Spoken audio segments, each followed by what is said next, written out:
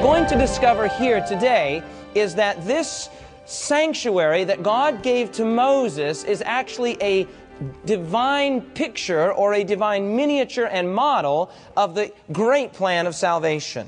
So let's begin by looking right there. That is right there in the paragraph that begins, the blank that unlocks the judgment is found, okay? So the key, that would be the first word, the key that unlocks the judgment is found in the Israelite sanctuary, okay? We've already spent some time looking at where the judgment comes in the great sweep of time, and we'll go over that a little bit more as we move on into the presentation. But you remember there was Babylon, Medo-Persia, Greece, Rome, Little Horn, and then the judgment. That's right, followed by the second coming. And so here it says, the key that unlocks the judgment, this judgment that we're trying to discover, is found in the Israelite sanctuary.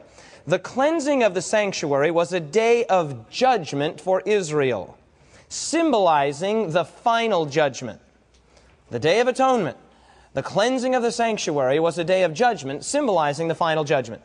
The cleansing of the sanctuary took place on the day of what? Who remembers? The Day of Atonement. And the Day of Atonement, that divides into three words. At one meant, or at one with. That's exactly right, otherwise known as Yom Kippur. In order to understand the Day of Atonement, we must understand, at least in a basic sense, the purpose and drama of the Israelite sanctuary. There were two main services. How many services, everyone?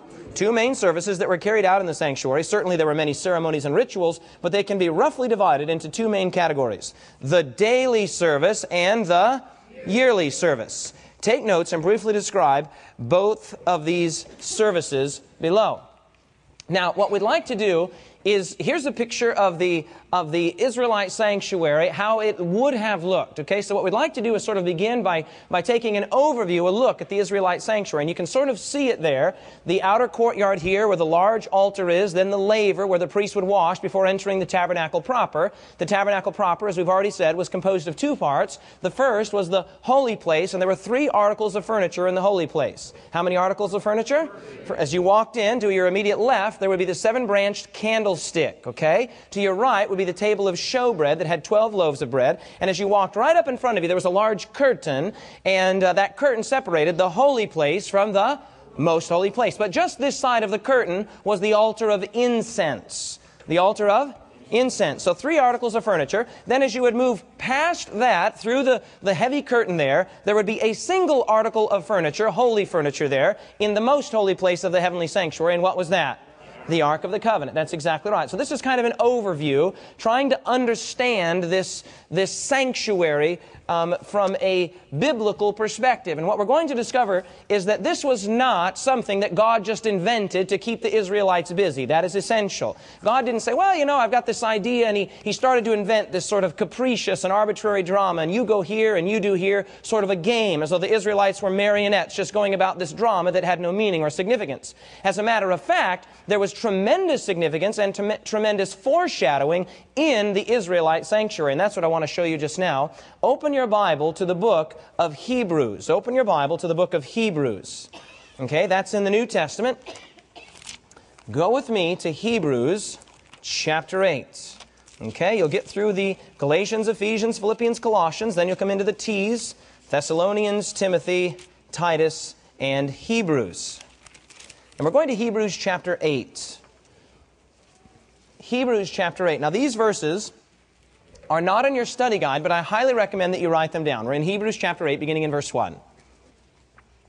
Hebrews chapter 8, beginning in verse 1. It says, now this is the main point of the things that we are saying. Paul's sort of bringing this to a conclusion. This is the main point of what we are saying.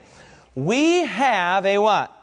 A high priest who is seated at the right hand of the majesty in heavens. Who is that high priest, everyone? Jesus Christ. Now look at verse 2. A minister of the sanctuary. Now I want you to notice this. And of the true tabernacle, which, who according to that verse erected? Which the Lord erected and not man. So look at verse 2. It says that we have a high priest, but he's a high priest in the true tabernacle, the one that God erected and not man. What we're going to discover is that there are actually two sanctuaries. How many sanctuaries? 2. And earthly and heavenly. And what we're going to see is that the earthly sanctuary was a model or a pattern or a copy or a miniature of the heavenly sanctuary. That's why the author of Hebrews says that we have a high priest who is in the true tabernacle, the one that God made and not man. Jump down to verse 5. Same chapter, look at verse 5. It says, who serve the copy and shadows of heavenly things, as Moses was divinely instructed when he was about to make the tabernacle. For he said, this is God now speaking to Moses atop Mount Sinai, see that you make all things according to the what? To the pattern shown you on the mountain. So notice that. God here says to Moses, I want you to make everything according to the pattern. Now, when I was growing up, frequently my grandparents would babysit me.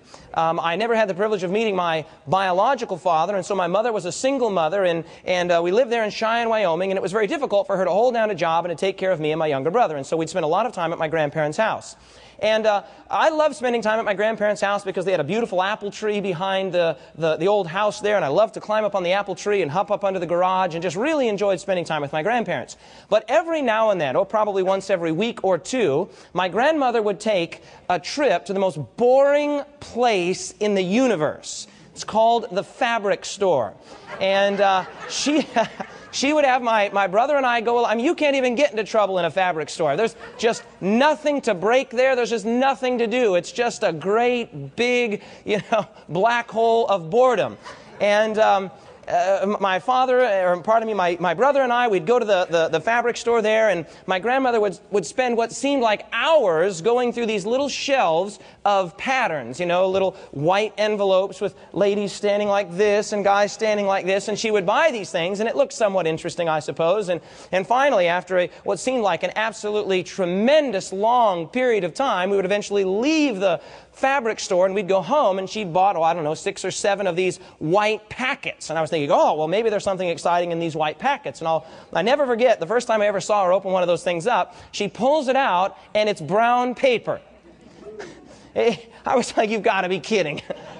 We spend all afternoon in this silly store and you buy brown paper. And what I'd see her do is she'd take those fabric sections, yards, and different things that she had purchased, and she would lie them out, and then she would put these patterns on top of them. She'd put a what? Pattern on top of them and cut them out, and if she cut everything out just exactly as the pattern prescribed, she could put together the articles of clothing that were being advertised on the front of the envelope. Are you with me, everyone? Yes or no? So a pattern is an exact replica or a copy.